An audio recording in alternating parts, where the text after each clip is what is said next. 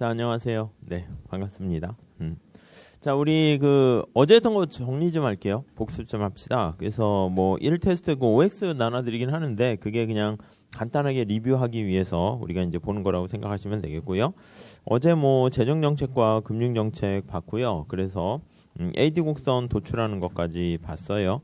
뭐 간단하게 쭉 하시고 오늘 AS 곡선 보시면 되겠어요. 자, 여기 한번 보세요. 자, 우선 첫 번째 이렇게 쭉 보시면 우리가 보려고 하는 게 Y가 있고 P 이렇게 있어요. 그래서 AD 곡선이죠. AD. 뭐 떠오르는 이미지가 있나요? AD? 아무튼 뭐 느낌이 그냥 뭐 그래요. 아무튼 이게 수요와 관련된 것이죠. 자, 요거를 이제 변화시키는 그게 이제 요게 결정되는 게 IS와 LM에서 이제 AD 곡선이 도출되는 거. 그거 먼저 좀 보시고요. IS는 언제나 요거 쓰시면 돼요. C, I, G 이렇게요. 물론 이 자율이 여기 I에 들어가 있어요. LM은요? LM은 화폐 공급과 수요 이렇게 보셔야 되는 거죠. 그래서 화폐 공급 그리고 화폐 수요 이게 투기적 동기 화폐 수요랑 거래적 동기 화폐 수요가 이렇게 합해져 있는 거예요. 자, 여기서 우리가 이제 첫 번째 보셔야 될 거는 재정 정책은 뭘 합니까? 하면 G가 이제 재정 정책이라고 보시면 돼요. 아니면 이제 조세를 텍스를 부과하는 건데 요 C에다 영향 미치는 건데 주로 이걸로 보시면 되죠. 그래서 정부 지출을 증가시키면 요게 IS 곡선을 우측으로 이동시키고요.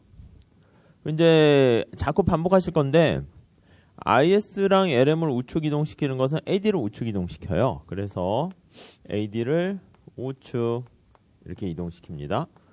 근데 이제 언제 이 재정 정책이 효과적이냐라고 하면은 가파른 거 이동시킬 때 효과적이다라는 걸 머릿속에 쫙 염두에 두셔야 돼요.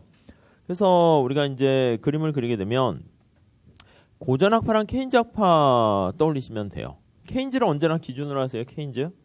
케인즈는 뭘 떠올리셔야 된다고요? 뭐 함정이 있죠. 함정 느낌 약간 함정에 빠진 자기가 이제 구세주 같이 딱 구했다는 거예요. 그래서 극단적으로는 유동성 함정이니까 LM 곡선이 이렇게 수평 이렇게 돼 있어요. 요 ISLM이니까 여기는 Y고 여기는 이자율 이렇게 돼 있습니다. 그리고 애니멀 스피릿이니까 IS 곡선 되게 가팔라요. 그래서 이자율이 오르락내리락해도 그냥 크게 뭐 영향을 받지는 않습니다. IS가 가파 이렇게요. 자, 그래서 만약에 정부가 정부 지출 증가시켜서 IS를 우측 이동시킨다라고 하면 IS 곡선이 이렇게 우측 이동하겠죠. 자, 그걸 여기다가 그림으로 나타내면 이런 식으로 우측 이동하게 될 거예요. 그럼 균형점이 0에서 1로 이렇게 가게 될 것이고요. 이자율은 별로 크게 변하지 않네요. 반면에 고전학파 형태 볼게요. 고전학파. 이게 극단적인 고전학파라기보다는 이제 약간 통화주의에 가까운 걸로 보세요. 이거 반대로 그리세요. 언제나 케인즈 그려놓으시고 고전학파 반대. 그러면 LM이 가파르고요. IS가 완만해요. IS 완만해요. 이렇게. 자, 그래서 사실 이제 IS가 우측 이동한단 말이죠. 이동시킬 때 이 길이를 똑같이 맞춰서 이동시켜야 돼. 안 그러면은 효과를 직접 비교할 수 없죠. 탄력성 할 때도 충격 주는 효과가 똑같아야지 충격이 다르면 안 돼. 이 길이를 맞춰서 그릴게요. 그럼 여기서 점점점 비슷하게 그려서 여기까지 가게 되면 이런 식으로 IS가 우측 이동해요. 그러니까 원래는 LM 곡선이 이렇게 수평이면 0에서 왼쪽에 있는 것처럼 1까지 이렇게 갈 텐데 현실에서는 어떻게 되냐면 IS, LM이 만나는 것에서 결정되니까 2 이렇게 결정된다고요. 그러면 원래는 0에서 1까지 가는 게 이제 승수의 효과 이렇게 보시면 되는데 일정 부분을 깎아먹게 돼요. 여기 나와 있는 것처럼 이자율이 상승하게 되는데 그래서 민간의 투자를 구축시킨다고 그랬죠. 그래서 빨간 색깔이 바로 우리는 구축 효과 이렇게 보시면 되겠어요. 요거 식으로 한번 써볼 테니까 한번 보세요. 식으로. 자, 우선 그림으로는 이렇게 되고요. 근데 언제나 그림 같은 건 살짝 보조로 그려가지고 실수를 안 하도록 하시면 돼요. Y가 C고요. I고요. 이자율인데 정부 지출 이렇게 있어요. 여기도 똑같이 쓸게요. Y는 C고요. I고요. 정부 지출 이렇게 있어요. 자, 다시요. 여기 보시면 자, 확장적 재정 정책이에요. 그래서 요렇게 정부 지출을 증가시키는 것을 확장적인 뭐 재정 지출을 증가시키는. 그러면 얘를 증가시켰어요. 여기 보시면 이자율이 이제 사실은 변하지 않은 걸로 했는데 만약에 살짝 변한다 할게요. 변해도요 투자가 별로 감소하지 않아요. 영향이 별로 없어요. 뭐 이자율도 올라가지는 않지만 극단적인 유동성 함정에서는. 그래서 Y가 이렇게 많이 증가하는 걸 알 수 있죠. 근데 이쪽에 나와 있는 건 뭐냐면 정부가 정부 지출 증가시켰더니 이자율이 좀 올라가죠. 여기서 0에서 2로 이렇게 올라가요. 근데 그 이자율에 대해서 민간의 투자가 굉장히 민감하게 영향을 받아요. 그래서 이자율이 올라가는데 투자가 이렇게 많이 줄어드는 거죠. 그래서 정부 지출로 인한 국민소득의 승수 효과가 일정 부분 사라져가지고요. 국민소득의 증가 효과는 미미 이렇게 된다고 그랬죠. 그래서 이제 관심 포인트는 어떻게 됩니까? 라고 하면 요거요. 투자가 이자율에 영향을 받는가? 투자가 이자율에 영향을 받지 않는가? 예, 그게 포인트예요. 영향을 많이 받으면 많이 받을수록 이자율 상승으로 인한 민감 부분의 투자를 위축시켜요. 그래서 요거를 우리가 구축 효과다 이렇게 얘기하는 것이죠. 뭐 이 정도 정리하시면 될 것 같고요. 뭐 차차 뭐 문제 좀 뭐 그냥 문제가 다 이거예요, 사실은. 그리고 실제 시험에서는 또 ISLM식을 줘서 지난번 말씀드린 것처럼 균형점이 어떻게 변하고 구축 효과의 크기는 얼마가 되고 이렇게 계산하는 거니까 그건 좀 연습을 많이 해야지. 할 줄 알아. 요거보다는 좀 더 하셔야 돼요. 다음에 밑에 통화 정책 볼게요. 이게 이제 재정 정책이고요. 재정 정책.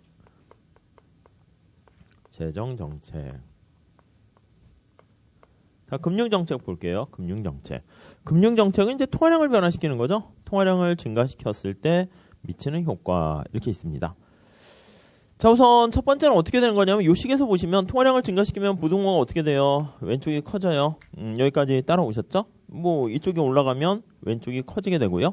근데 균형으로 맞춰줘야 되는데 맞춰주는 방법이 Y로 조정할 수도 있고요. 이자율로 할 수 있는데 우리가 이자율 먼저 보도록 할게요. 이자율이 먼저 빨리 변하니까. 자, 왼쪽이 올라갔습니다. 이 기울었어요. 균형이 아니에요. 이쪽이 쭉 올라갔네. 이쪽도 올라가야 돼요.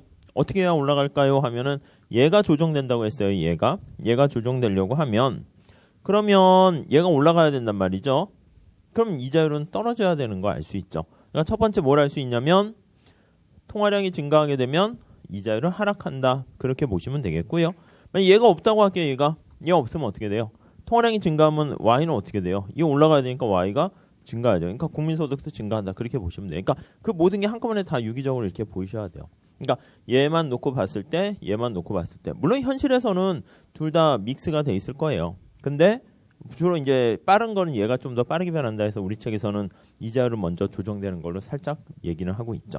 아무튼 정리를 하게 되면 자, 통화량을 증가시켰습니다. 통화량을 이거 확장적 이것도 금융정책 이렇게 되는데 자, 그러면 LN 곡선이 우측 이동하고요. LN 곡선이 우측 이동하는 건 역시 AD가 우측 이동하게 되네요. 네, 그렇게 정리하시면 되겠고요. 그 케인즈 같은 경우에 어떻게 됩니까? 한번 다시 봅시다. 케인즈 같은 경우에 보시면 우선 언제나 유동성 함정 떠올리셔야 돼요. LM이 수평 이렇게 보시면 되겠어요. LM0 이렇게. 자, 그리고 이제 IS 곡선 이렇게 있고요. 자, 통화량 증가시키면 LM이 우측 이동한다고 그랬어요. 이 LM이 우측으로 쫙 이동하는 거 한번 그려보시죠. 그럼 LM이 쭉 옆으로 이렇게 이동했어요. 이렇게 해야지 이동한 게 좀 보여요. 만약에 수평만 하면은 이게 뭐 이동했나? 그냥 그 상태 가만히 있으니까 뭐 나중엔 이해가 되시지만 조금 이렇게 이 상태 그대로 가만히 있네요. 국민소득의 증가 효과는 없다. 이렇게 되는 거죠. 이렇게 이동했고요. 자, 근데 여기서는 어떻게 돼요? 여기서는 효과가 많죠. 가파른 거 이동시키는 게 효과가 크니까 케인즈 학파에서는 IS 이동시키는 게 좋고 고전학파 통화주의는 LM을 이동시키는 게 좋다. 그렇게 보시면 되겠어요. 여기서는 구축효가 없죠. 이자율이 올라가지 않으니까. 따로 그리지는 않을게요. 이거 3개 정도만 살짝 비교해서 보시면 되겠습니다. 그리고 이제 하나 정도 더 보시면은요. AD 곡선 도출하는 거 우리가 전에 보긴 했었는데 재정정책과 이게 이제 금융정책이죠. 금융정책. AD 곡선의 형태가 IS랑 닮았어요. 아니면 LM하고 닮았어요. 누구랑 닮았어요? IS랑 닮았죠. 그렇죠. 그리고 LM은 서로 반대 방향이죠. 어떻게 암기했어요? 그냥? 그 헷갈려요. 나중에 또 틀려요. 암기하는 방법이 있으면 알려주세요. 제가 그 공고를 해야 되는데, 제가 뭐 그런 거 앉아서 연구할 때 참신하지가 않아요. 요즘 스타일에도 안 맞아가지고. 그래서 여러분들이 좀 알려주시면 뭐랑 닮았습니다. 자, 이게 이제 총수요는 이 정도 보시고요. 다음에 이제 AS 곡선 볼 거예요. 이제 우리의 오늘의 토픽이죠. AS는 이제 총 생산된 그걸 나타내는데, 아시겠지만 요거는 기간이 중요해요. 단기가 있고 장기가 있다. 이렇게 보셔야 됩니다. 이렇게요. 단기, 장기. 자, 단기라는 것은 우리가 이제 물가가 이렇게 경직돼 있거나 아니면 사람들이 착각에 빠져 있는 거라고 그랬죠. 일루전에 빠져 있는 거고, 장기는 어떻습니까? 라고 하면 물가가 신축적이에요. 오르락내리락. 그리고 이제 착각에 빠져 있는 게 아니라 다 예상에 가능한, 이게 다 되는 거예요. 예측 가능한. 예, 그렇죠? 그래서 우리가 이제 기대라는 걸 사용하게 되는데, 뭐 기대까지 가긴 그렇고요. 그래서 319페이지가 보시면, 지난 시간에 거기까지 했어요. 장기에는 우리가 다 예상 가능하고 물가가 신축적이니까 약간 느낌이 어떻게 되냐면 이게 고전학파에 좀 맥락이 가까워져요. 그렇죠? 고전학파. 그러니까 고전학파는 공급을 중요시 여기고, 그리고 이용 가능한 모든 자원을 다 가지고 생산을 하게 되는 거니까 여기서 AS 곡선, 그 밑에 그림이 나와 있죠. AS 곡선의 장기 AS 곡선, 이게 고전학파는 이렇게 수직이다. 이게 완전 고용 산출량 수준, 이렇게 보시면 돼요. 그래서 밑에 YN 이렇게 있죠. 그래서 뭐 그냥 그 정도 보시면 되겠습니다. 이게 완전 고용. 이게 이제 지난 시간까지 하는 것이고, 케인즈는요. 케인즈는 약간 좀 사람들이 착각을 해요. 아니면 잘 몰라요. 아니면 물가가 뭔가 여러 가지 이유로 인해 가지고 경직돼 있어요. 그래가지고 P가 고정돼 있죠. Y는 언제나 늘었다 줄었다 할 충분한 여지가 있어요. 그래서 케인즈 같은 경우에는 여기다 표현을 하게 되면 이렇게 나타낼 수 있어요.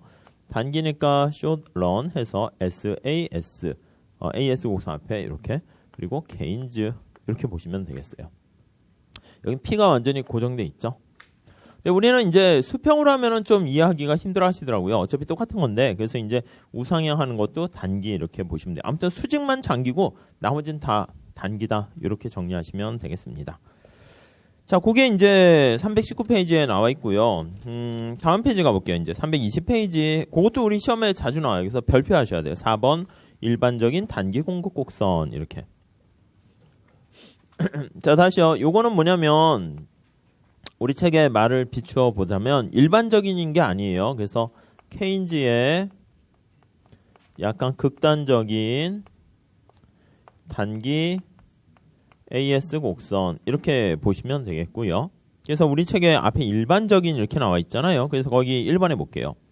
일반적으로 단기에는 물가, 명목임금 등의 가격 변수가 완전 신축적인 건 아니에요. 완전 신축적이면 고전학파 같이 수직이 될 텐데 그 정도까지는 아니고요.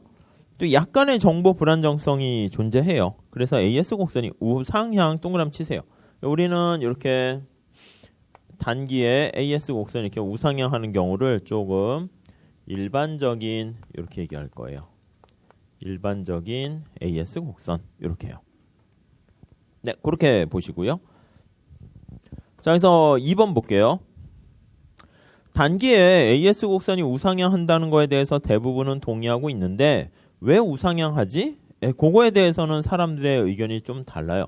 일반적으로 단기에 AS 곡선은 우상향, 우리는 이 일반적인 우상향 하는 거 가지고 쓴다고 그랬어요. 근데 왜 하는 걸 보셔야 되는데 그 Y를 사실 보셔야 돼요. Y. 네, Y 이렇게 보세요. 자, 그게 이제 거기 박스에 나와 있는데 하나하나씩 보시면 되겠습니다. 자, 우선 박스를 좀 보시죠. 박스 자체를 머릿속에 잘 넣어두시죠. 나중에 자주 보시게 될 거예요. 자, 우선은 첫 번째는 노동시장이 있고요. 노동시장. 다음 이제 재화시장이 있어요. 재화시장. 뭐 상품이 거래되는 시장이죠. 눈에 보이는 사과나 이런 게 거래되는 거고요. 자, 또 하나는 이제 불완전 정보예요. 이유는 불완전 정보. 정보가 이제 불안해서 잘 몰라서 돼 있고, 아니면 가격이 경직성. 여기는 P가 경직성이다. 이렇게요. 경직적. 네, 이렇게 두 개 보시면 되겠어요. 그래서 이제 하나하나 내용을 좀 살펴볼 거예요. 자, 우선 첫 번째는 여기 불완전 정보 때문에 발생하는 건 착각이라고 써주세요. 일루전, 착각, 화폐 환상 뭐 이렇게 보시면 되겠고요. 저기 4개의 2x2 여기 셀이 있는데 여기와 여기와 여기와 여기 하나하나씩 좀 볼 거예요. 자, 3번 볼게요. 3번은 일부 모형은 노동시장과 재화시장의 불완전 정보, 거기 나와 있죠. 불완전 정보 밑줄 치시고 착각이라고 쓰시면 돼요. 착각, 화폐 환상. 그래서 우상향 한다라고 설명하고요. 또 하나는 임금과 가격 변수. 여기서 말하는 건 P라고 써놨는데 가격 똑같은 얘기예요. 임금, 가격 다 똑같은 얘기로 보시면 되겠습니다. 자, 먼저 노동자의 착각 봅시다. 이쪽입니다. 1번 노동자의 착각 5인 모형. 번역을 처음에 이렇게 해가지고 맨큐책에 그렇게 따라 하신 것 같은데 5인이에요. 그러니까 착각하게 된 거예요. 자, 기업하고 노동자랑 누가 정보를 많이 갖고 있다고 그랬죠? 보통 기업이 더 많이 갖고 있다고 케인즈는 생각해요. 물론 장기가 되면 노동자도 이제 정보를 많이 갖고 있지만 단기에는 뭐 기업이 더 많이 갖고 있어요. 그래서 노동자들이 잘 모르는 거예요. 그래서 1번에 보시면 노동자 5인 모형은 노동자들이 기업에 비해서 정보가 부족하기 때문에 그렇게 나와 있습니다. 그래서 명목 임금 변화를 실질 임금 변화로 혼동, 거의 밑줄 치시죠. 아니 노동자가 뭘 오인했다는 말입니까? 라고 하면은 사실은 우리한테 진짜 의사결정할 때는 실질 임금이 진짜 중요하잖아요. 근데 명목 임금은 사실은 그닥이거든요. 그래서 지난번에 말씀드린 것처럼 만약에 임금이 1,000원 이렇게 있었단 말이에요. 근데 사과의 가격이 뭐 100원 이렇게 있었어요. 근데 이제 소득이 증가했어요. 그래서 소득이 증가해서 1,500원 이렇게 증가하게 되면 와, 나 부자 됐다 이렇게 생각하는데 물가가 만약에 200원 이렇게 올라가 버리면 어떻게 돼요? 사실은 이것만 놓고 보면은 명목소득, 명목임금은 증가했는데 사실 실질적인 임금은 떨어진 거죠. 옛날에는 100원짜리 10개 살 수 있었는데 이제 200원짜리 아이고 이거 1,000 그러니까 7개 정도밖에 못 사는 거잖아요. 그렇게 되니까 오히려 실제 소득이 떨어졌는데 그걸 잘 몰라요. 그러니까 물가가 얼마까지 증가했는지 잘 알 수가 없어서 그게 바로 착각하는 거예요. 그래서 밑에 설명이 또 나와 있긴 해요. 근데 두 번째 줄에 살짝 밑줄 치세요. 명목 임금의 변화와 실질 임금 변화를 착각 여기다 쓰시면 명목 임금과 변화까지 써야지 뭐 정확한 표현이지만 변화와 실질 임금의 변화를 거기 보시면 혼동 그러니까 착각하는 거예요. 그러니까 물가 상승을 정확하게 예상하지 못하기 때문에 그런 거죠. 자, 이거를요 2번에 보시면 아무튼 결론은 뭡니까? 아무튼 결론 똑같아요. 우상향하는 AS 곡선 도출하는 거예요. 여기 나와 있는 거 우상향하는 AS 곡선 도출하는 게 이 목적이에요. 아셨죠? 근데 왜 우상향하지? 그거를 지금 설명하는 거예요. 근데 요거 하나하나 시험에 나와요. 우리 책에. 우리 시험에. 2번 이거를 화폐 환상 모형 이렇게 얘기합니다. 같이 보셔야 돼요. 그래서 일루전에 빠져있는 화폐 환상 모형이다. 이렇게 얘기하기도 하고요. 아니면은 거기 또 옆에 나와 있죠. 비대칭 정보. 누구랑 누구 비대칭? 정보 기업하고 노동자 간의 비대칭 정보. 기업은 잘 아는데 노동자가 잘 모르는 모형. 그런 용어들만 보시면 되겠어요. 이게 역시 또 다시 말씀드리면 주관식이면 오른쪽 설명까지 보면서 막 그래프를 해서 막 설명해야 되는데 거기까지 할 필요는 없긴 없어요. 근데 살짝 해두시면 좋기 때문에 한번 볼게요. 밑에 참고는 그거 하나 보세요. 첫 번째 줄에 화폐 환상 일루전 있죠? 그 밑줄 치세요. 자, 거기 박스에 보시면 1번에 화폐 환상이란 경제 주체들이 물가 상승을 제대로 인식을 하지 못해요. 그래서 실제 변수가 아니라 명목 변수를 기준으로 경쟁이 원래 진짜는 어떻게 해야 돼요? 실질 변수를 가지고 우리가 경제 활동을 해야 된단 말이에요. 진짜 내공을 가지고 해야 되는데 그게 아니라 겉에 드러난 점수 이런 거로 봐서는 안 되는데요. 자, 그래서 예로 바로 갈게요. 그래서 4번에 볼게요. 자, 물가가 10% 상승했는데 완전한 화폐 환상일 때는 전혀 임금 인상을 요구 안 해요. 아까 얘기한 것처럼 물가가 2배 올라갔으면 소득도 2배 올려달라고 얘기해야 되는데 잘 모르는 거야. 그러다 보니까 그냥 가만히 멍하게 있는 거고 부분적인 부분에 동그라미 치세요. 완전 동그라미 치시고요. 그러니까 완전한 화폐 환상은 아예 그냥 가만히 있는 거고 부분적인 화폐 환상은 아이고 물가가 올랐네 그건 아는데 뒤에 다시 보긴 할 거예요. 근데 물가가 10% 올랐는데 그냥 5%만 오른 걸로 이제 잘 모르는 거죠. 그래서 5% 임금 인상을 요구하게 된다. 그것만 살짝 보시면 되겠습니다. 자, 오른쪽 내용 가지고 좀 보도록 할게요. 자, 1번 한번 볼게요. 내용. 기업은 물가에 대한 정보를 정확히 갖고 있으나 노동자들은 기업에 비해서 물가에 대한 정보가 부족하다고 하자. 지금 요거 얘기하고 있습니다. 비대칭 정보. 살짝 보시고 다음 2번 보시죠. 자, 노동자들은 물가를 정확히 몰라요. 그래서 물가를 예상해가지고 어떻게 될 거다 하면서 예상 실질임금 구하는 밑줄 치시죠. 그걸 가지고 이제 의사결정을 해요. 밑에 이제 한번 그림을 한번 볼까요? 그래서 밑에 그림이 4개가 있어가지고 좀 헷갈릴 수 있는데 우리는 노동시장만 잘 놓고 보시면 돼요. 그래서 밑에서 왼쪽 그림만 잘 보세요. 노동. 여기 명목임금이라 할게요. 대문자로 썼어요. 이거는 명목임금. 이렇게 있습니다. 우리 책에서 이제 P로 나누지 않으면 명목임금이 P로 나눠서 P분의 W 하면 그게 실질임금이죠. 자, 노동의 수요와 공급 돼 있어요. 노동의 수요. 노동의 수요 곡선이 뭐죠? 기억나세요? VMP 이거죠. 그쵸? 이걸 제일 어려워해요. 그 회계사 수험생들은. 그래서 VMP는 P 곱하기 P0 곱하기 MPL 그냥 이렇게 쓸게요. 이 노동의 수요 곡선이에요. 그냥 이렇게 하나 더 쓸까요? VMPL 제로 이렇게 있다 합시다. 자, 노동의 공급 곡선은 이제 노동자들이 노동을 얼마나 공급할까 이렇게 얘기하는 거죠. 자, 한번 볼게요. 첫 번째. 자, 이렇게 세팅해 놓으시고요. 3번 보시죠. 3번. 물가 수준이 P0일 때 노동시장의 균형점은 2점이다. 그냥 우리는 제로라고 할게요. 변화하는 걸 보려고 해서 L0 이렇게 있어요. P0일 때 L0 이렇게 균형 상태예요. 잘 보시죠.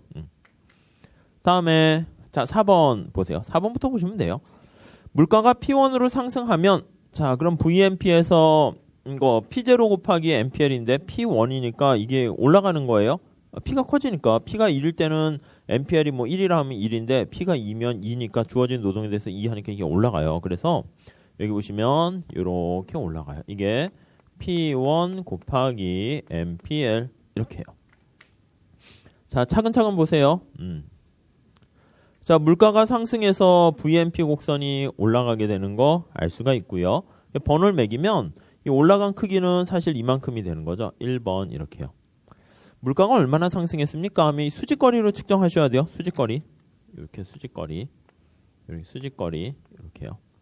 그러니까 이만큼이 올라간 거예요. 이만큼. 거기 보면은 뭐 따로 언급은 없는데 뭐 10% 올라갔다 칩시다.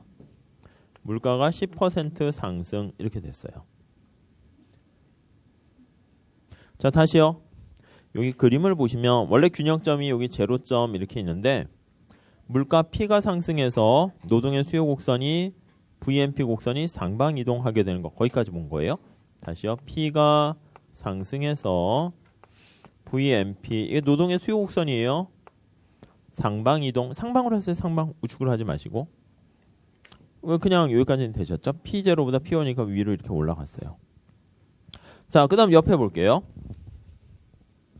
그래서 4번에 보시면 그래서 물가 상승폭은 수직거리 있죠. 거의 밑줄 치고 별표하세요. 우리가 그래프 보는 거는 수직거리, 수평거리 이렇게 해야지 명확하게 볼 수 있으니까 수직거리 보시면 되겠고 다음 5번 볼게요.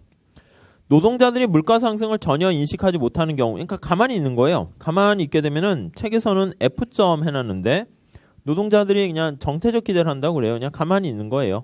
1점 이렇게 있다고 할게요. 가만히 이렇게 있으면 그냥 여기 그냥 있는 거죠.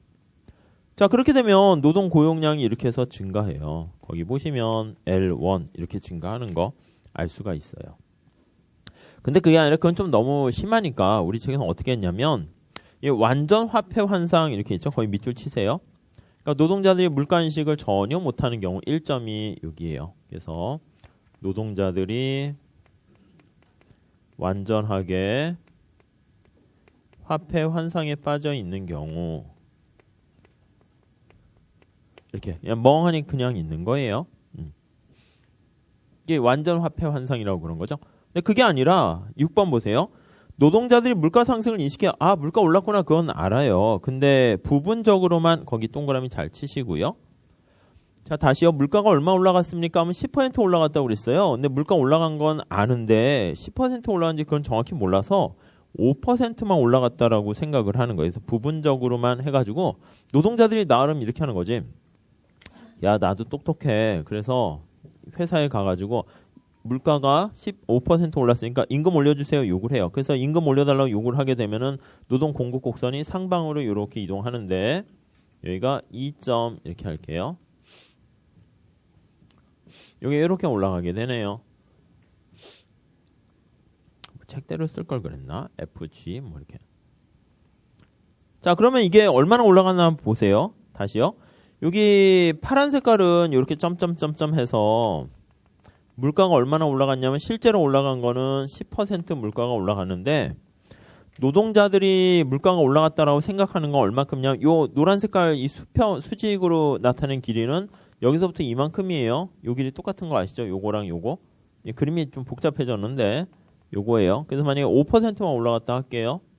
5%만 올라갔다라고 생각을 하는 거예요. 자, 그래서 뭐 여기 번호를 그냥 FG 책에 있는 거대로 할게요. 그냥 1, 2 하니까 번호를 매겨야 돼가지고 여기가 F, 여기가 G 이렇게 있어요. 그래서 F점은 노동자가 완전 화폐 환상에 빠져 있어서요. 가만히 있는 거고 G점은 나름대로 노동자들이 예견하는 거야. 물가 상승했으니까 임금 올려주세요 얘기하는데 5%만 올라갔다고 생각해서 5%만 올려달라고 얘기하는 거예요. 그래서 여기를 한번 볼게요. 여기를 보시면 실제 물가가 상승한 거는 10%인데 근데 물가가 상승 원래 이제 파이라고 써야 되는데 이렇게 씁시다. 그냥 물가 예상 물가는 5%. 그러니까 어떻게 돼요? 실제 물가는 10%인데 5%만 올라갔다고 생각하는 거니까 과다예요? 과소예요? 더 적게 예상한 거죠. 사실은 더 올라가는데 잘 모르는 거예요. 그래서 이런 식으로 과소 기대를 하게 되면 뭐 기계적으로 하시는 거예요. 천천히 보시고 나중엔 좀 그냥 이렇게 더 압축시킬 거예요. 과소 기대를 하게 되고요. 그러니까 과소 기대하게 되면 노동 공급이 어떻게 되냐면 L0에서 이 G점에 해당하는 여기로 가게 돼요. LG라고 할게요. 이 LG가 됐네. F요. LF 쓰시죠. 이렇게.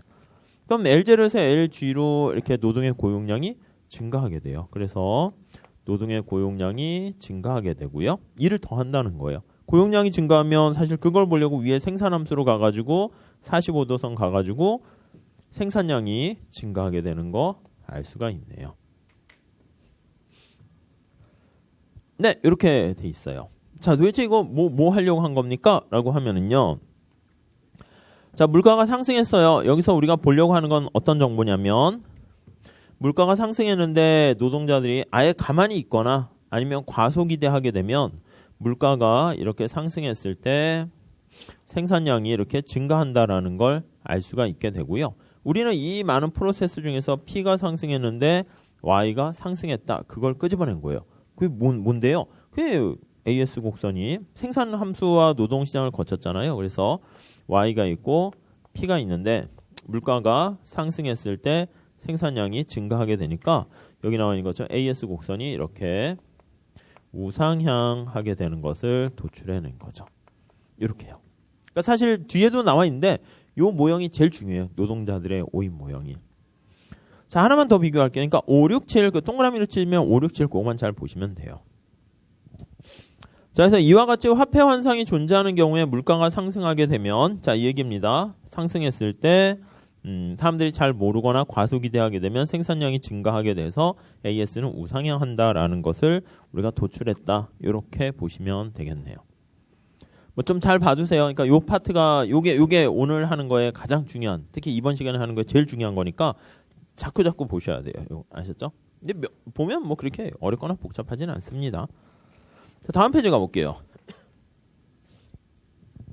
자, 근데 6번, 8번에 보시면 고려하는 기간이 길어져가지고 노동자의 물가 예상이 보다 정확하게 되면은 이거요, 이제 사람들이 정확하게 예상을 못한 거죠. 근데 그게 아니라 여기다 써도 보이시나요? 괜찮으신가? 자, 그래서 이렇게 보시면 물가가 이게 P가 정확하게 예상을 한다라고 할게요. 이렇게. 이거는 이제 물가가 10% 상승했는데 정확하게 10% 상승했다. 이렇게 보는 거예요. 자, 그러면 어떻게 돼요? 노동자들이 여기서 물가가 10% 상승했잖아요. 파란 색깔 길이만큼 상승했어요. 그러니까 아이고 10% 상승했네. 그러니까 나의 실질 소득을 일정하게 유지하려고 하면 실질 임금을 일정하게 유지하기 위해서 명목 임금을 이만큼 올려달라고 요구해요. 그러면 이제 왜 노동 공고 곡선은 비용 곡선이에요. 기업 입장에서. 그러니까 비용이 그만큼 임금이 증가해서 비용이 증가하게 되니까 여기서부터 노동 공고 곡선이 여기까지 증가한다고요. 그래서 우리 책 앞에 가보시면 거기 H점 있죠? H점이 여기에요. H점. 자, 다시요. 첫 번째 순서는 물가 상승하면 총수요 곡선이 이렇게 노동 공급 곡선이 이렇게 우측 이동하는데 노동자들이 임금 인상을 요구하고요. 10%만큼 요구하니까 이렇게 갔다가 정태적 기대 가만히 있을 때는 F였다가 사람들이 올려달라고 해서 장기는 H점까지 가게 되면 명목과 실질 임금은 이제 명목 임금만큼 이제 물가 상승만큼 올려달라고 하니까 실질 임금은 그대로 되고요. 고용량은 그냥 L0에서 이 제로와 H점 똑같으니까 가만히 변화가 없어요. 그래서 이렇게 되는 경우에는 노동 고용량이 그냥 불변이고요. 이렇게 되면 Y도 불변이고요. 이렇게 되는 거 알 수 있어요. 그래서 포인트를 말씀드리면 정확하게 이게 완전 예견을 하는 거, 완전 기대를 하는 거죠. 정확히 정보를 알아요. 물가가 10% 올라갔을 때 역시 올라간 거예요. 이게 10% 올라갔는데 정확하게 기대를 하게 되면 생산량은 변함이 없고요. 물가 올라갔는데 생산량 변화 없으니까 저거를 고려하게 되면 AS 곡선은 이렇게 수직, 장기 AS 곡선은 수직 이렇게 되는 걸 알 수가 있죠. 자, 아무튼 다시 정리합시다. 장기에는 AS 곡선이 수직인데 단기에는 우상향해요. 왜? 할 때 이렇게 노동자들이 잘 몰라서 오인하게 되면은 우상향할 수 있다. 이렇게 보시면 돼요. 머릿속에 어떤 걸 기억하시면 좋겠냐면 이걸 암기하세요. 과소기대하게 되면 노동자들이 노동 공급을 증가시켜서 생산량이 증가한다. 그거만 우리가 주로 많이 써먹을 거예요. 문제 풀 때도 요 과소기대 있죠? 그것만 주로 써먹을 거니까 그냥 이게 뭐 주관식처럼 뭐 하실 건 아니고 살짝 한번 보시고 과속이 될 때는 생산량이 증가하게 돼서 오인하게 되면 AS는 우상향한다. 그렇게 보시면 되겠네요. 자, 그 다음에 이제 밑에 322페이지 가보시면 3번 불안전 정보 모형 요거 하는 거예요. 요거 불안전 정보 모형인데 재화시장 이쪽을 해보려고 해요. 1번 보시죠. 불안전 정보 모형은 정보의 불안전성으로 인해서 AS가 또 우상향 이렇게 나와 있어요. 루카스 같은 세고정학파라는 사람들이 얘기해요. 그래서 요게 2번 루카스의 선모델이라고 해요. 선모델 이렇게 해요. 루카스는 나중에 볼 건데 이제 이 사람이 노벨상을 받은 세고전학파 사람이에요. 고전학파 계열인 거죠. 자, 섬이 뭐냐라고 하면은 뭐 이거예요. 그냥 진짜 섬이 아일랜드야, 아일랜드 이렇게요. 이렇게요. 자, 사과를 생산하는 이렇게 아일랜드가 3개가 있는데 가만히 봤을 때 만약에 이쪽 B 지역에 있는 여기에서의 가격이 B 시장에서의 가격이 만약에 이렇게 올라가요. 올라가는 건 이제 수요가 막 있기 때문에 가격이 막 주문이 있어서 올라간다고 보시면 돼요. 그러니까 B 섬에 있는 사람 입장에서는 이게 가격이 올라가는 게 전체가 다 올라가면 사실은 뭐 그냥 가만히 있으면 되는데 명목 변수가 변하는 거니까. 근데 딴 애들은 가만히 있는데 자기네 게 올라갔다? 그럼 이거는 대체 효과가 생기고 상대 가격이 변하니까 얘 입장에서 생산을 늘리는 게 나아요. 근데 얘 입장에서는 요즘같이 이제 무선 통신이나 이게 잘 안 되니까 잘 모르는 거야. 전화가 안 돼서 우리만 올랐는지 전체 올랐는지 그걸 잘 모르는 거예요. 쉽게 말씀드리면 여러분들 학교 다니실 때 시험 보잖아요. 시험 중간고사 기말고사 볼 때 강의실이 이렇게 앞을 보고 있단 말이에요. 그럼 이제 저는 시험 문제 나눠드리고 이렇게 하면은 실제 시험도 그래요. 실제 시험 전혀 신경을 쓰지 않아야 되는데 이게 딱 봤을 때 이게 진짜 문제가 어려워서 어려운 건지 아니면은 나만 어려운 건지 아니면 뒤집어서 딱 문제를 보니까 문제가 잘 풀려. 저는 다 보여. 아이고 앞에 친구가 막 미소를 짓고 있어. 왜냐면 나 이거 짤없이 A+이다 막 이런 생각을 하는 것 같아요.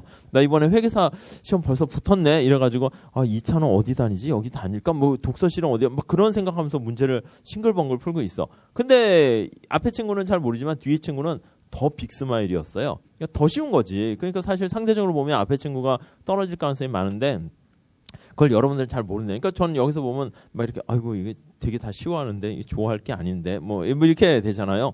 그런 거예요. 그러니까 이게 나만 쉬운 건지 아니면 전체적으로 난이도가 떨어져서 쉬운 건지 그걸 잘 알 수가 없는 경우.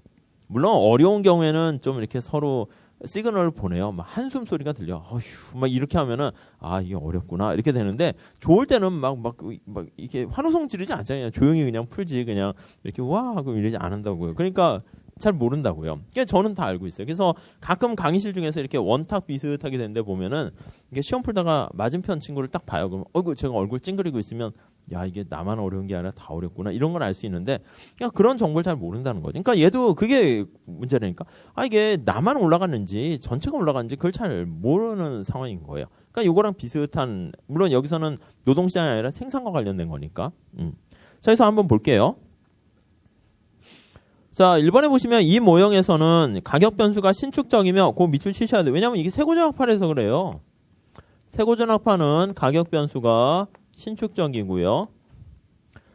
그러니까 시장 청산이라는 말이 그거예요. 시장이 청산된다, 클리어링 되었다라는 것은 균형이 됐다는 거, 가격이 잘 조정한다. 고전학파 맥락에서의 뜻이 요거죠. 케인즈 학파는 가격 변수가 경직돼 있고요. 그거 잘 보셔야 돼요.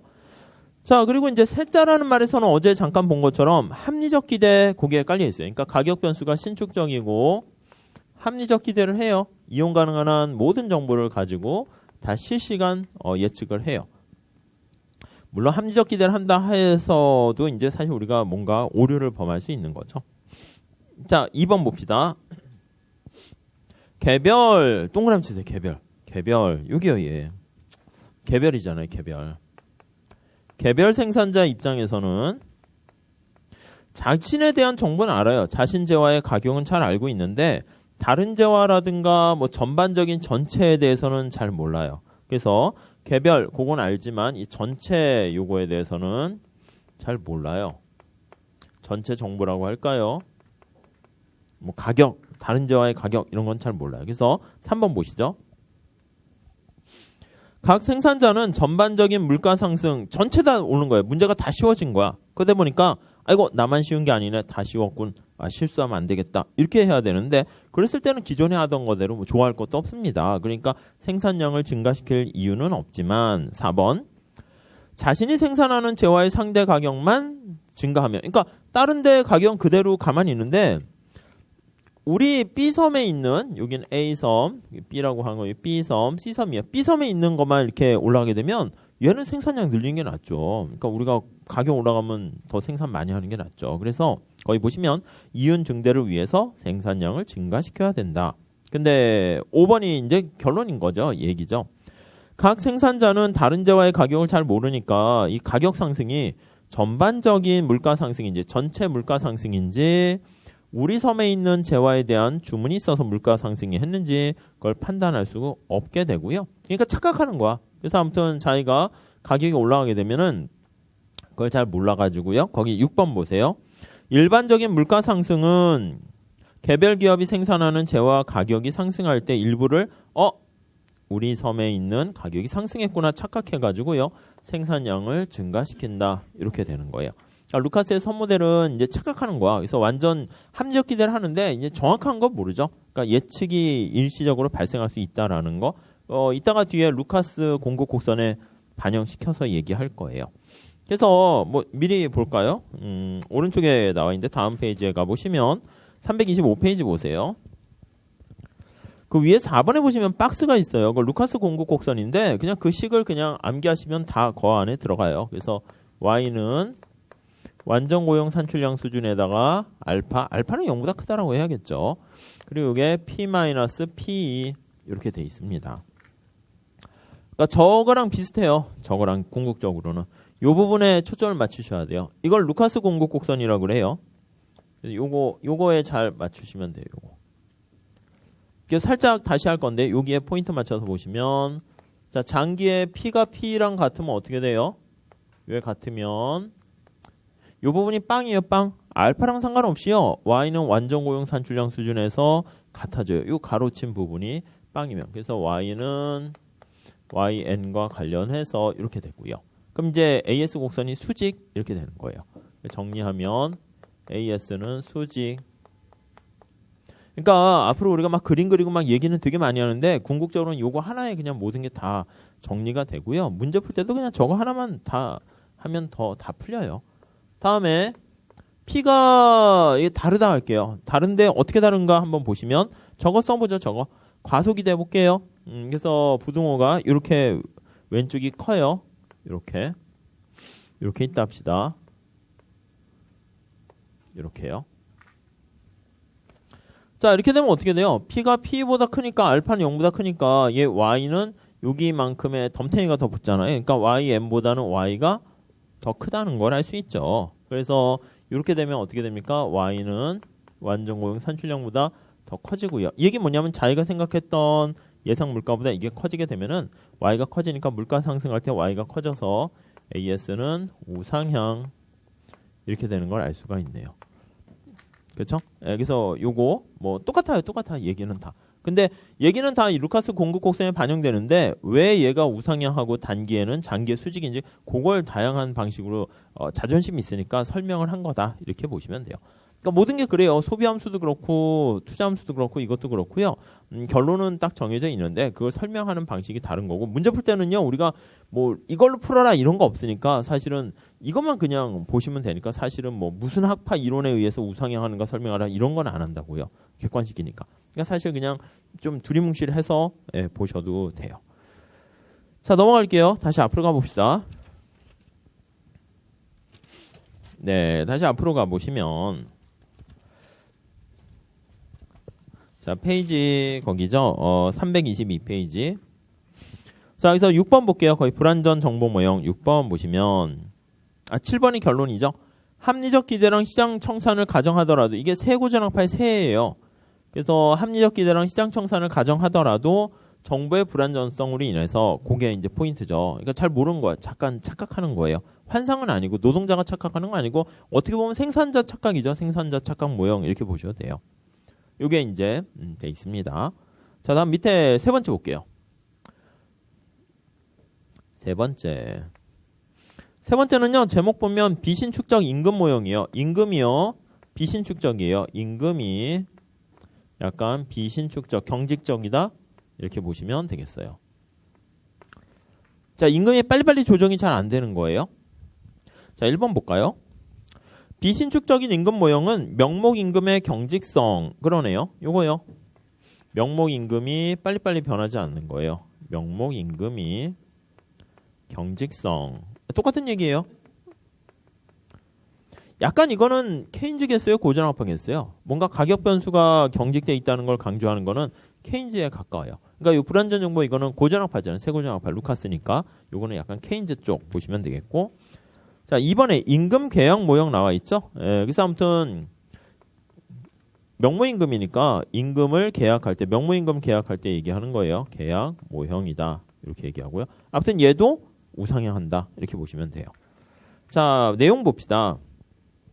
많은 산업에서 기업과 노동자 간의 협상을 통해서 명목임금을 결정하는데 명목임금이 결정되는 계약기간 내에 그거 하나 밑줄 치시고 우리가 그렇죠. 연봉 협상할 때 뭐 1년 동안 협상을 하든지 아니면 단연간 협상을 하든지 요 기간 내에는 임금이 변하지 않죠. 뭐 연봉으로 얼마 뭐 1,000만 원 아니 뭐 3,000만 원 주기로 했다. 그러면 그걸 쪼개 가지고 이렇게 쭉 주는 거예요. 그러니까 갑자기 중간에 바뀌거나 그러진 않죠. 자, 그래서 오른쪽 가 볼게요. 자, 이번에 기업과 노동자는 장래 물가 수준을 정확히 몰라요. 지금 임금을 계약해야 돼요. 여러분들이 만약에 회계사가 딱 돼가지고 법인에 들어가려고 해요. 근데 법인에서 가장 유명한 법인인 사이 회계법인이라 아세요? 회계법인에 이제 딱 입사를 이제 하려고 하는데 거기에 위에 있는 회사에서 약간 임금 연봉 계약서를 딱 쓰재. 근데 백지를 줬어. 얼마면 되겠습니까? 이렇게 얘기하는 거야. 근데 고민에 빠져서 너무 세게 1억 주세요 이렇게 하면 나가세요 이럴 수 있고 그다음 너무 싸게 부르면 좀 그것도 그렇고 얼마인지 잘 모르는 거야. 진작 이런 거 알았으면 이 정보를 알았으면 다 대충 이렇게 얼마 적정성 부르면 됩니다 알았을 텐데 좀 약간 예측하지 못한 측면도 있고요. 뭐 그런 거죠. 그래서 이제 거기 2번에 보시면 기업과 노동자는 장래 물가 수준을 잘 몰라요. 만약 물가가 그대로 가만히 있으면 그냥 뭐 얼마 이렇게 하면은 될 텐데 물가가 만약 이제 정권이 바뀌어 어떻게 막 돼가지고 막 물가가 많이 올라가고 이렇게 되면은 내가 얼마 뭐 6천 했는데 그 6천이 물가 상승이 2배 되면 3천으로 떨어지는 거잖아. 실제 연봉은. 그러니까 얼마나 불러야 되지? 물론 기업도 잘 모르는 거예요. 그런 상황에서 거기 한번 보시면 이렇게 쓸 수가 있을 거예요. 자, 우리 책에서요, 그러니까 명모임금이 이제 경직되어 있는 거죠. 대문자 명모임금 이렇게 있는데, 명모임금을 P로 나눠주면 그걸 이제 실질임금 이렇게 되는 거죠. 우리 책에서는 저는 요거 스몰을 실질임금이라 할게요. 요거 이제 대문자니까 명모임금. 그래서 이게 경직되어 있다는 거예요. 명모임금이 경직되어 있어요. 얼마 이렇게 정할 텐데, 근데 물가가 어떻게 될지 내가 몰라요. 예상을 하는 거죠, 예상. 그러니까 실질임금도 얼마일지는 사실 물가에 따라서 달라지게 돼요. 그래서 거기 식이 뭐 그렇게 표현되어 있는데 그 식 뭐 좀 그냥 살짝만 보시고요. 그래서 3번 한번 볼게요. 명모임금이 결정된 다음에 사후적으로 실현된 물가 수준 이거에 따라서 실질임금이 결정돼요. 그래서 이게 얼마가 결정될지 어떻게 보면 예상 실질임금 뭐 그렇게도 볼 수가 있을 거예요. 자, 이거까지 뭐 더 이거는 안 하셔도 돼요. 이 정도만 보시고요. 4번 보시면 만약 실제 물가가 예상 물가랑 동일하게 되면 그것만 밑줄 치세요. 실제 물가가 예상 물가랑 동일하게 되면 우리 오른쪽 옆에 날개 부분에 나와 있는데 그거 가지고 할게요. 그 위에 가보시면은요. 밑에 걸로 하세요. 밑에 거. P랑 P가 이렇게 있는데 거기 보면 1보다 작은 걸로 이렇게 해놨어요. 이거 살짝 보시죠. 그럼 이게 뭐냐면 P를 이쪽으로 보내세요. 그러면 P 내가 생각했던 예상 물가보다 실제 물가가 더 높은 거예요. 과소예요? 과대예요? 과소잖아요. 그러니까 저 과소 똑같이 연결돼요. 과소. 아무튼 흐름은 가는 건 좀 약간 다를 수는 있겠지만 그냥 궁극적으로는 과소기대니 과다기대니 그쪽으로 가고요. 문제 풀 때는 여기에 포인트 맞추셔서 이게 이제 과소기대죠. 과소기대가 되면 옆에 끝에 가보면 노동이 증가한다. 노동에 대한 수요가 증가한다. 그래서 노동이 증가하고 그래서 생산량이 증가하고 그래서 물가가 상승하면 얘가 증가한다. 그렇게 똑같이 하시면 돼요. 그러니까 이유는 아무튼 여기 보시면 예상 실질임금 해서 불러불러 해가지고 좀 풀어나가야 되는데 그 거의 이유까지 물어본 적은 없어요. 우리 객관식 시험에서. 아셨죠? 약간 이거는 그냥 약간 학교에서 하거나 뭐 주관식 시험 스타일이에요. 자, 그래서 결론만 보시면 돼요. 그래서 자 5번 볼게요. 5번. 명모임금이 경직적인 상황에서 그거 하나 밑줄 치세요. 출발 자체가 얘를 고정시킨 거예요. 그러니까 물가가 얼마나 될지 그건 이제 잘 모르는 거죠. 그래서 물가가 상승하게 되면 실질임금이 하락하게 되고 요거요. 생각했던 것보다 이렇게 되면 실질임금이 하락하게 되고 이런 상황이 발생하고요. 나중에 노동시장에서 한 번 더 보긴 할 거예요. 그렇게 되니까 실질임금이 하락하면 노동에 대한 수요가 증가하게 되고 우리 책에서는 옆에 노동 수요 증가인데 노동 수요 고용을 많이 하게 되면 노동자 많이 취업해서 생산이 늘어나는 거죠. 당연히. 그래서 이렇게 설명을 했는데 뭐 똑같은 맥락이에요. 결론은. 그래서 결론은 경제 전체 생산량이 증가한다. 그래서 6번에 보시면 AS 우상향한다. 뭐 밑에 그림까지 보실 필요는 없고요. 이 내용만 보세요. 명모임금이 비신축적이면 역시 이렇게 물가에 대한 착각 요거 때문에 우상향하게 된다. 이렇게 보시면 되겠어요. 넘어갈게요. 자, 다음에 이제 5라고 되어 있는데 우리는 네 번째라 해야겠네요. 거기 보시면 비신축적 가격 모형. 여기서는 명목임금이 신축적이지 않고 경직되어 있는데 가격이 이렇게 비신축적이에요. 변하지 않는 거예요. 그래서 뭐 경직적 첫 번째 줄에 보시면 비신축적 경직적은 아예 안 변하는 거니까 비신축적인 가격 모형 스티키라는 표현을 써요. 이게 끈적끈적해서 빨리빨리 변하지 않는 거죠. 자, 첫 번째 줄에 기업들이 가격 조정이 신축적으로 이루어지지 않기 때문에 이렇게 보시면 돼요. 가격이 빨리빨리 변하지 않는 거예요. 자, 2번 보시면 독점적 경쟁 기업 거기 살짝 밑줄 치실까요? 자, 우선 머릿속에 보시면 자, 여기요. 명모임금이 경직적이다. 이거 고전학파예요? 케인즈학파예요? 가격 변수가 경직적이다 이런 표현은 케인즈학파가 좋아해요. 왜냐하면 대공황 때 보이지 않는 손이 죽었잖아요. 여기요. 물가도 가격도 경직적이에요. 이것도 케인즈학파예요. 그러니까 저기 보시면 가격 변수나 임금이 변수가 변하게 고정돼 있으면 케인즈학파에 가까운 것이고 불완전 정보라는 그런 거는 약간 그나마 세고전학파니까 고전학파에 가깝다 이렇게 보시면 돼요.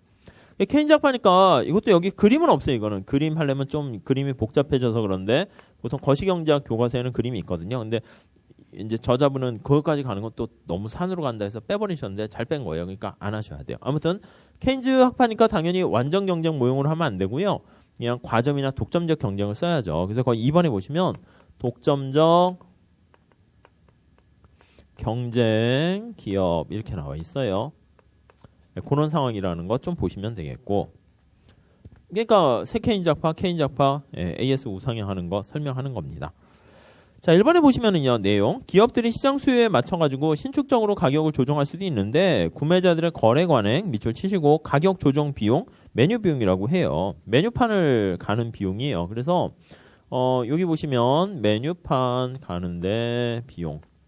짜장면을 먹는데 5,000원이었다가, 뭐 그렇지 않을까요? 5,000원이었는데, 아이고, 가격 올랐네 해서 주인이 바뀌어서 메뉴판 가격을 5,200원 견출지 붙여가지고 하고, 다시 또 내일 갔더니 4,900원.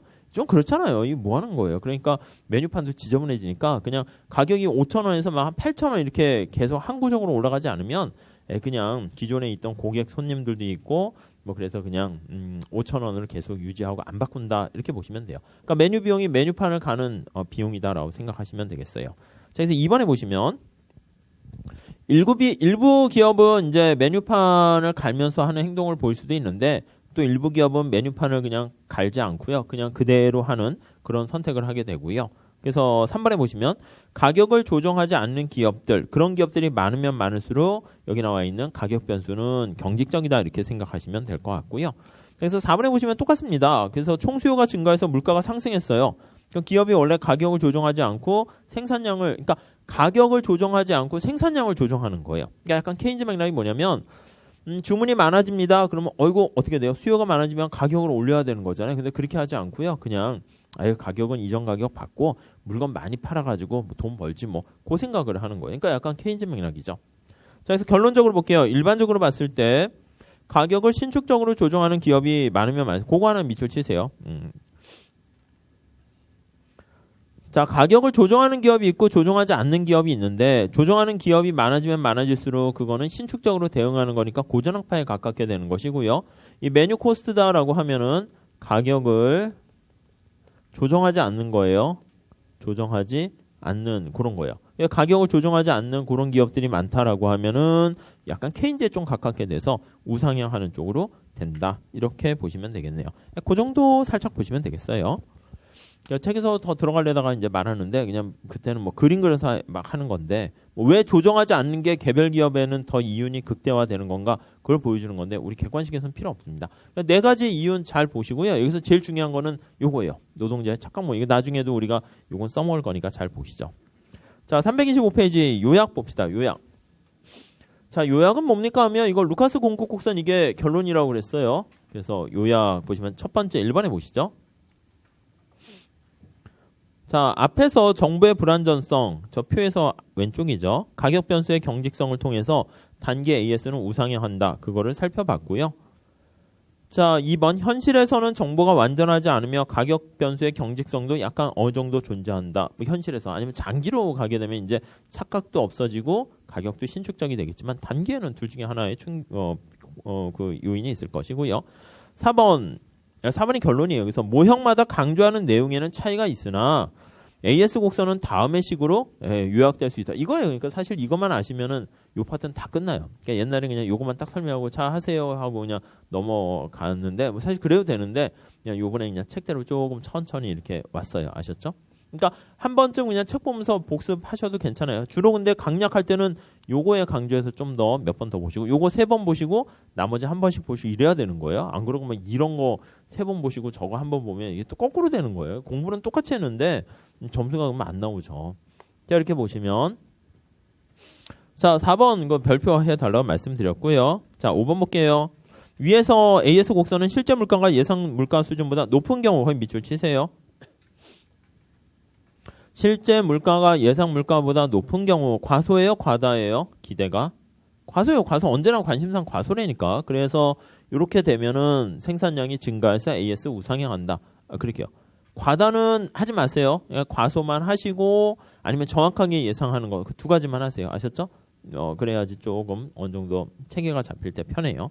다음 6번 볼게요. 자, 그래프 그리려고 할 때는 이렇게 그려야 되죠. 여기 보시면 Y고요. 여기가 P 이렇게 있습니다.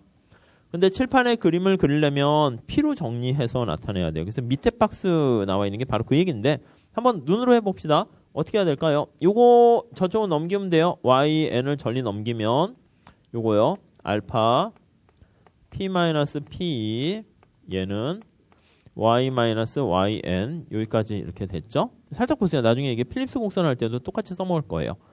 자, 그 다음에 요거 보시면 이거 알파로 나눠주면 되죠. 그래서 p-p는 알파로 나눠줄게요. 알파분의 1 y. 여기다 전체 다 해도 되는데 어쨌든 우리가 이제 요거에 관심을 가질 거니까 얘는 그냥 뺐어요. 그래서 빼서 알파분의 1 yn 따로따로 써줬어요. 자, 그 다음에 이제 p로 정리해야 되네요. 그래서 따라서 p는 이렇게 바뀌는 거 눈으로 해보세요. 왜냐면 시험 문제에서는 요걸 갖고 문제를 푸는데 AS 곡선 기울기 나타낼 때는 이게 p로 정리해서 표현을 해야죠. 그러면 요 p가 이제 넘어가면 돼요. 그래서 알파분의 1 y 마이너스 알파분의 1 yn 플러스 p 이렇게 되는 거 알 수 있네요. 그쵸? 자, 기울기 어떤 겁니까? 얘 기울기예요, 기울기. 그쵸? 얘가 기울기예요, 기울기. 알파가 빵이면 어떻게 돼요? 알파가 빵이면 기울기 무한대잖아. 그러니까 알파가 빵이면요, 이 의미 없는 거예요. 그러니까 y는 y에는 똑같아지는 거죠. 그래서 수직 이렇게 된다고요. 그래서 여기다 정리하면 얘가 AS 곡선이 장기 AS 곡선 수직인데 알파가 빵인 경우, 아니면 알파가 빵 아니면 P가 P랑 같은 경우도 맞죠? 이 알파가 상관없이 P가 P랑 똑같은 경우에는 역시 AS는 수직 이렇게 되고요. 그래서 수직. 그러니까 이제 알파가 빵이 아니거나 아니면 P가 P랑 같지 않은 경우에는 그때는 이제 우상향하는 게 되겠죠. 그리고 여기 보시면 얘가 절편이에요, 절편. 이렇게 절편, 수직축 절편이죠. 나중에 여기서 어떤 걸 써먹을 거냐면 거기 7번 보세요. 7번. 기울기는 알파분의 1이고 7번에 보시면 노동자의 예상 물가가 상승하면 요거 완전고용 산출량은 뭐 크게 뭐 우선은 신경 안 쓰셔도 되고요. 요거요. 자, P가 상승하게 되면 얘가 상승하게 되면 어떻게 됩니까? 절편이 위로 올라가는 거예요. 그래서 만약에 얘가 제로가 아니다라고 하면 AS 곡선이 단기 AS 곡선이 이렇게 우상향하면요. P가 올라가게 되면 기대 물가가 상승하게 되면 단기의 AS 곡선이 상방 이동한다. 그거를 나중에 우리가 많이 써먹을 거예요. 그거만 좀 잘 좀 체크하시죠. 왼쪽으로 하지 마시고요. 상방으로 하세요. 상방. 물론 옆에서 보면 이게 좌측 이동인데 이만큼 상방 이동. 절편이 올라가니까 그렇죠. 그거를 좀 잘 체크하셨으면 좋겠어요. 아무튼 앞에는 이쪽 파트에서는 요거 좀 잘 보시고요. 한 두세 번 더 보시고 요거 루카스 공급 곡선 암기하시고요. 그 다음 저기에서 요 기대 물가가 상승하게 되면 곡선이 상방 이동하는 거 그거까지만 보시면 되겠고, 그 다음에 이제 AS가 우상향하는 거는 뭐 가격 변수가 경직적이거나 임금이나 가격이 경직적이거나 루카스 선모델 재화에 대한 어떤 상품 가격의 불안전성 아니면 노동자의 착각 뭐 그 네 가지 모델이 있다 정도만 보시면 되겠습니다. 자, 그래서요 326페이지 가볼게요. 예상 물가 상승과 AS 곡선의 이동 나와 있죠. 그냥 뭐 직관적으로 뭐 이거 설명하는데 뭐 좀 필요 없고요. 그냥 이거예요. 이거. P가 상승하면 어떻게 돼요? AS 상방 그냥 그 얘기 하는 거예요. 아셨죠? 노동시장까지 뭐 이렇게 해가지고 하는데 우선 뭐 그거까지는 볼 필요는 없습니다. 그냥 바로 그렇게 정리하시면 되겠어요. 노동시장은 이거예요. P가 상승하는데 이게 잘 모르는 거죠. 잘 모르게 되는데 여기 나와 있는 것처럼 물가가 5%만 상승했을 거다라고 생각하면 노동자들이 어떻게 돼요? 그러니까 AS가 노란 색깔까지 가고요. 10%까지 상승했다라고 하면 노동자들이 여기까지 올라간다는 거예요. 그렇게 되면은 생산량은 더 증가하지 않고 노동 투입량이 그대로 되는. 요거랑 연결시키는 그 얘기인데 그냥 요거 따로 보시고 저거 따로 보시고 어차피 나중에 합쳐지게 됩니다. 자, 다음 밑에 볼게요. 자, 총공급 곡선의 기울기랑 이동 요인 나와 있습니다. 1번에 다시 보시죠. 경기가 침체, 동그라미 침체. 느낌이 유동성 함정, 케인즈 이런 게 떠올라야 돼요. 슬픔, 유휴 인력이 충분히 존재, 밑줄 치세요. 유휴 인력, 또 설비, 기계 다 놀고 있는 거예요. 자, 그때는 물가, 재화의 가격이 약간만 상승해도 생산량이 대폭, 그러니까 AS가 거의 수평에 가까운 거죠. 그러니까 물가가 살짝 올라가면 어떻게 돼요? Y가 크게 증가하는 거예요. 전부 다 지금 일거리 찾고 레디 준비하고 있는 상태니까 물가가 좀 오르고 뭔가 주문이 있으면 바로 이렇게 생산을 하게 되는 거니까 생산량이 바로 민감하게 반응을 하게 돼요. 그래서 AS 곡선은 완만한 이렇게 되고요. 근데 2번 보세요. 경기가 호황이 되면 보시면 느낌이 뭐예요? 너무 좋은 거야. 다 일할 사람들이 다 꽉꽉꽉 차 있는 거예요. 뭐 지금 뭐 일본이 그렇다면서요? 일본이 뭐 이렇게 뭐 일자리가 요즘은 잃어버린 20년을 좀 이제 뭐 탈출하는지 뭐 사람을 못 구한다고 해볼게요. 그렇게 되면 어떻게 돼? 이거 생산해야 되는데 일할 사람이 없어. 그래서 딴 데 있는 사람을 빼오려고 하거나 그렇게 되면 돈을 더 줘야 되는 거예요. 뭐 그런 상황이죠. 그래서 경기가 호황이 되면 유휴 인력이 없어요. 그래서 생산량을 증대하려고 하면 고용을 늘리려고 하면 임금 인상이 불가피한 거예요. 그러니까 약간 뭐 경기가 되게 좋은 상황, 1번은 되게 슬픈 상황. 이렇게 보시면 되겠어요. 그래서 3번에 보시면 완전 고용 산출량, 일본에 뭐 일하려고 하는 사람이 다 취업되어 있는 상태다라고 하면은 그런 상태에서는 AS가 거의 수직 이렇게 가깝게 됩니다. 오른쪽에 그림 보시면 보통 이제 교과서에선 이렇게 얘기해요. 이게 Y고요. 거기는 그냥 볼록하게 그렸는데 세 개의 영역으로 해요. 이렇게 이제 수평인 구간, 그다음 이제 우상향하는 구간, 그다음에 수직인 구간 이렇게요. 수직인 구간 여기가 완전 고용 산출량 수준 이렇게요. 그래서 이제 AS 곡선이 이런 식으로 생겼어요. 그러니까 요거는 이제 약간 경기가 좋은 고전학파 영역 이렇게요. 그러니까 AS가 수직이니까 이때는 총수요 관리 정책을 써봤자 어떻게 보면 더 할 수 없어요. 일할 수 있는 사람이 없는데 뭐 그런 상황이고요. 이쪽은 뭐예요? 약간 케인즈의 유동성 함정에 빠져 있는 그런 케인즈 영역 이렇게 되고요. 그나마 이제 이건 좀 너무 장기의 극단적인 상황이니까 우상향 하는 거 이것도 너무 이제 그 대공황 상황에 침체된 상태니까 우상향 하는 걸로 그냥 보통 얘기를 하면 되겠습니다. 자, 327페이지 그 위에 그림 대신 요거를 조금 살짝 바꿔주시는 게 더 나을 것 같고요. 그래서 요 케인즈 상황이 이제 경제가 불황 이렇게 써주시고 유휴 설비가 충분해요. 여기는 지나치게 호황, 과열된 완전 고용에 가까운 상황이다. 이렇게 보시면 되겠습니다. 자, 327페이지 가보시면 AS 곡선의 이동 나와 있죠? 1번 장기 AS 곡선의 이동 보시면 1번에 밑줄 치세요. 장기 총공급 곡선은 잠재 GDP 수준에서 수직이므로 그렇죠? 요거요. 완전 고용 산출량 수준에서 장기는 수직이잖아요. 이동하려면 어떻게 해야 돼요? 이거 완전 고용 산출량 잠재력을 이렇게 올려야 된다고요. 그러니까 새로운 노동의 유입을 통해서 아니면 뭐 이렇게 공부도 마찬가지죠. 공부 절대량을 24시간 이상 더 할 수가 없으니까 뭐 노동의 질, 공부의 질, 퀄리티를 올려가지고 생산성을 높이는 방법 뭐 그런 거 밖에 없죠. 기술 진보 이런 거. 그래서 밑에 2번의 요인들만 잘 보세요. 잠재 GDP를 변화시킬 수 있는 요인은 지금 노동과 관련해서 보통 얘기했으니까 완전 고용이니까 자본량이 변화되거나 뭐 4차 산업혁명이 되거나 기술이 변하거나 노동자 수 자체가 변하는 거예요. 아랍 같은 데서는 이제 여성들 일 안 하고 있을 때 다 일터로 나올 수 있게 한다거나 뭐 그런 방법이 있겠죠. 자, 그렇게 보시면 되겠어요. 그래서 밑에 그림 보시면은 자, 장기 AS 곡선 수직이죠. 그래서 오른쪽으로 주황 색깔에서 약간 귤 색깔로 갔잖아요. 그래서 우측 이동했는데 우측 이동한 게 오른쪽 보시면 단기는 AS 곡선이 우측 이동한 거니까 하방 이동이죠. 그래서 비용이 절감된 거. 그러니까 뭐라고 보시면 되냐면 이게 공급 곡선은 그냥 비용 곡선이라고 보시면 돼요. 그래서 만약에 기술 진보가 일어났다 이렇게 되면은 단기 AS 곡선이 비용 절감으로 코스트가 하락돼서 하방 이동한다. 뭐 그런 식으로 보시면 똑같게 되는 거니까 그냥 정리하시면 되겠습니다. 자, 넘어가도록 할게요. 그래서 328페이지에 단기 AS 곡선 나와 있어요. 그래서 1번에 보시면 장기적인 생산 능력이 커질 경우 그거는 밑줄 치시고요. 생산 능력이 커졌다, 기술 진보 발생했다 그렇게 보시면 되겠어요. 자, 근데 거기 보시면 3번에 볼게요. 장기와는 다르게 추가적으로라는 말에 동그라미 치시고요. 단기에는 좀 몇 가지가 더 있어요. 그래서 세 가지인데 거기서 제일 중요한 게 예상 물가 변화. 아까 얘기했죠. P2라는 기대 물가가 변하게 되면 이게 상방 이동하고요. 떨어지면 하방 이동. 그것만 보시면 돼요. 그게 좀 차이가 있고. 장기는 뭐 변화 없죠. 장기는 기대 물가가 실제 물가랑 똑같은 거니까. 그 다음에 원자재 가격 변화, 그냥 뭐 코스트라고 생각하시면 돼요. 임금 수준의 변화, 그것도 코스트라고 생각하시면 돼요. 그래서 원자재 가격이 하락하거나 임금이 하락하게 되면 비용이 떨어지니까 단기 AS 곡선은 하방 이동 그렇게 보세요. 그러니까 우측 좌측으로 하지 마시고요. 하방, 상방 이렇게 하세요. 비용 증가 요인은 상방, 비용이 떨어지면 하방. 그런 거 나중에 좀 문제 풀면서 정리할 겁니다.